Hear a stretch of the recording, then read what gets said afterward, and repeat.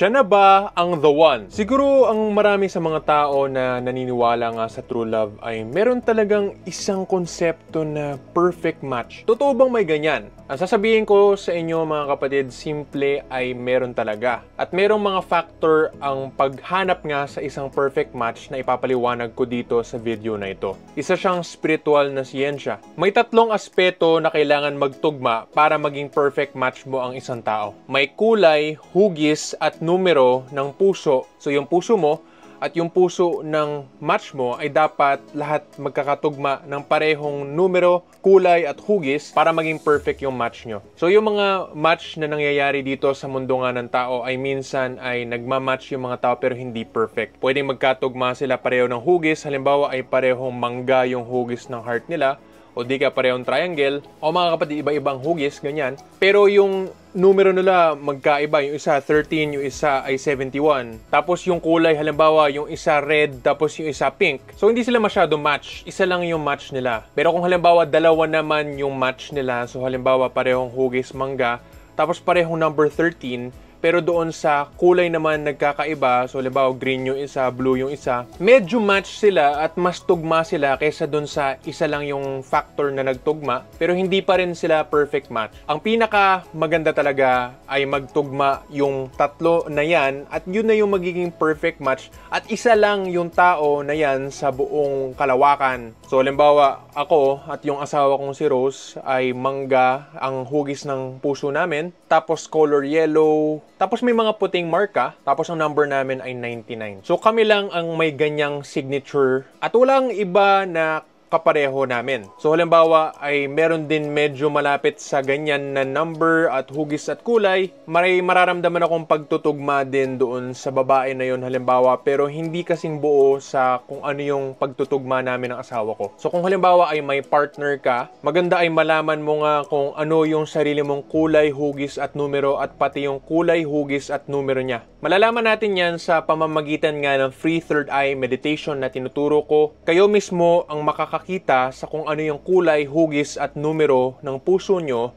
at yung kulay, hugis at numero ng puso ng partner ninyo. Pero walang problema yan kahit na halimbawa ay hindi kayo magkakatugma, meron tayong mga paraan para dyan. Doon na nga pumapasok yung mga ritual natin sa pagmamahal o sa gayuma na magiging iba or papalitan yung spirito ng partner mo pero hindi niya malalaman na pinalitan siya, or kung malaman niya ay parang walang masamang nangyari. Kasi yung memory, lahat ng nasa isipan niya ay nandyan pa din pero mas magiging tugma talaga kayo sa isa't isa. Pero kung halimbawa ay wala pa ikaw talagang partner at naghahanap ka nga ng partner mo na nakakatugma mo, maganda ay magpatuloy ka nga sa landas ng kabanalan. So pagbutihin mo yung sarili mo, tanggalin mo yung mga bisyo mo, magdasal ka ng mabuti. So, yun nga, ipagdasal mo na makuha mo yung partner mo na may perfect match or pagtutugma nga sa lahat ng mga aspeto or factors ng ating mga puso. Diyan natin malalaman nga kung para sa atin talaga ang isang tao or hindi. Gayunpaman, kahit nga na perfect match tayo sa isang tao, ay kailangan pa rin natin magsikap para mas maging maayos yung relasyon natin sa isa't isa.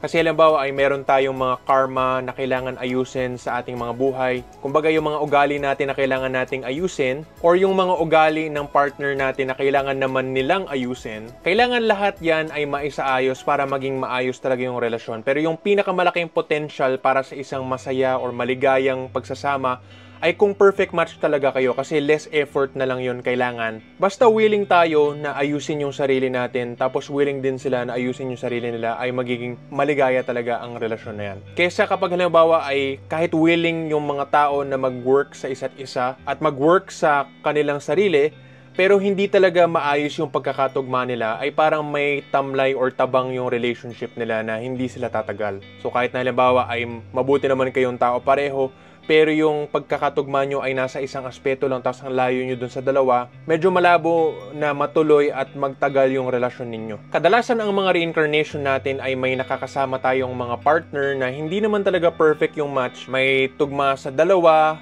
tapos medyo malapit sa isa. Hindi kaya tugma lang sa isa, pero medyo malapit lang yung dalawa. At yan ay mga pagsubok din na pagdadaanan natin para nga matuto tayo sa mga lessons na kailangan natin tungkol sa mga relasyon. At hindi naman ito kasalanan gawin kasi hindi rin naman kadalasan alam ng mga tao kung ano yung ginagawa nila at hindi talaga nila alam kung nasaan yung totoong partner nila na perfect match. Pero kailangan lang ay sundin natin kung ano ang alam naman nating tama tungkol sa moralidad sa pagiging tapat sa isang partner sa relasyon. Sa karamihan ng mga kaso ay meron talagang isang perfect match or yung tinatawag nga natin na kabiyak. Pero medyo bihira nangyayari ay merong tao na may dalawa siyang kabiyak. So parang nagiging dalawa yung karelasyon niya. Pero kung mangyari man ito, ay hindi ito nangyayari sa paraan na nagsisinungaling yung isang tao sa dalawa at nagkakasundo silang tatlo. So halimbawa, isang lalaki tapos dalawang babae, nangyayari yan, pero medyo bihira yan kumpara doon sa isa lang talaga yung kabiyak, which is yung karamihan ng mga tao, isa lang ang kabiyak. Isang babae, isang lalaki. Kahit na may same-sex relationships tayo, yung sinasabi natin na homosexual or lesbian, ang nangyayari ay yung spirito ng isa ay lalaki, ang spirito din ng isa ay babae. Ibig sabihin ng spirito nila ay lalaki or babae ay yun yung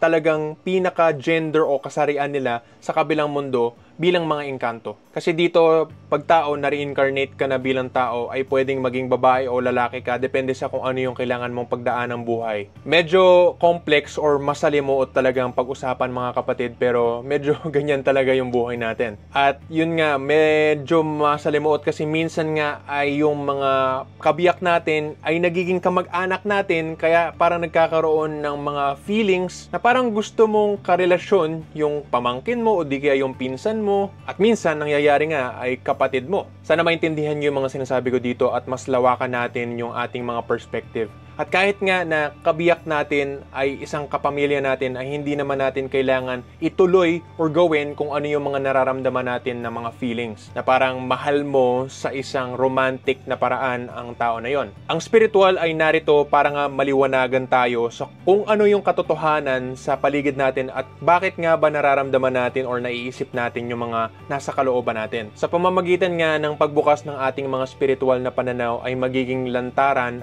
para sa ating lahat yung mga katotohanan na ganito at tayo na ang bahala magdesisyon sa kung ano yung pinaka-wise na gagawin natin sa buhay natin. Mabibigyan tayo nito ng options. So, halimbawa, dito sa kaso na ito ay kung alam mo na kung ano yung kulay, hugis at numero ng puso mo, ay mas maliliwanagan ka na sa pagdesisyon sa kung sino ba yung ikakasama mo sa buong buhay mo. Siyempre, kailangan natin na magsikap sa meditation at pati na rin sa pagkalinis natin or kalinisan natin sa ating sarili para nga maabot natin yung enerhiya na kailangan para maging malinaw sa atin ang spiritual na katotohanan. Pero nagbahagi nga ako sa inyo ng isang paraan para makita nyo na meron pala talagang true love, meron talaga tayong tinatawag na forever. Nababalik at babalik pa rin yung paghahanap natin dito sa isang tao na ito at magiging mas handa tayo para sa kanya kung nalinis na nga natin ang ating mga sarili. Habang mas lumilinis tayo sa ating mga sarili ay mas magiging handa tayo para sa isang maligayang relasyon kasama ang tao na yan na tinatawag nating the one. Para sa akin, medyo iba yung relasyon ko kasi hindi nga siya tao, isa siyang puting engkanto. Ang asawa ko nga na ang pangalan ay Rose, na siyang nagtuturo nga sa akin sa mga spiritual na bagay na ito. Siya din yung nagturo sa akin tungkol sa kulay, hugis at numero.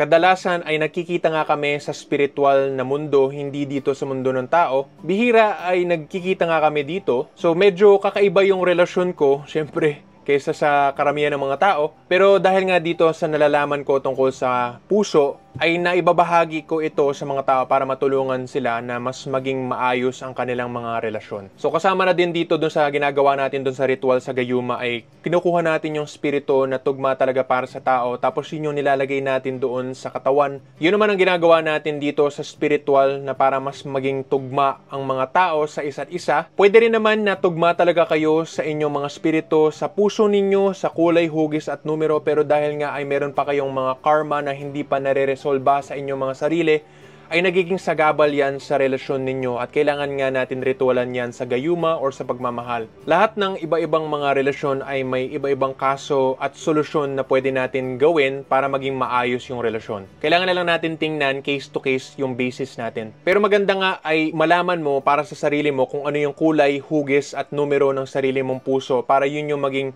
basihan mo sa kung ano yung hinahanap mo sa partner mo. Pwedeng may partner ka na, nakasal na kayo or matagal na kayo, hindi nyo kailangan makipag maghiwalay sa kanya. Kasi yung spirito ang papalitan or aayusin, lilinisin para maging maayos yung relasyon ninyo. Or kung halimbawa ay wala ka pang ang partner, pwede tayo mag-ritual para mahanap mo kung sino ang perfect match para sa'yo. Sana ay naintindihan nyo yung mga pinapaliwanag ko tungkol nga sa pagmamahal at pagtutugma ng mga puso para matulungan kayo na mas maintindihan ang mga binabahagi ko dito. Meron akong ginawa na free gabay sa puso at sana maklik mo ang link sa post description para dun sa free gabay sa puso na yan. Lalagay ko yung mga detalye dun sa sinabi ko na kulay, hugis at numero para mas maintindihan ninyo. Click mo lang ang link sa post description para sa free gabay sa puso para matulungan ka sa paghahanap mo sa The One. Pwede rin kayo mag-message sa amin for more details tungkol sa mga ritual sa pagmamahal o di kaya ritual sa gayuma. Ingat tayo palagi sa ating mga puso at magmahal ng tunay. Salamat po at God bless.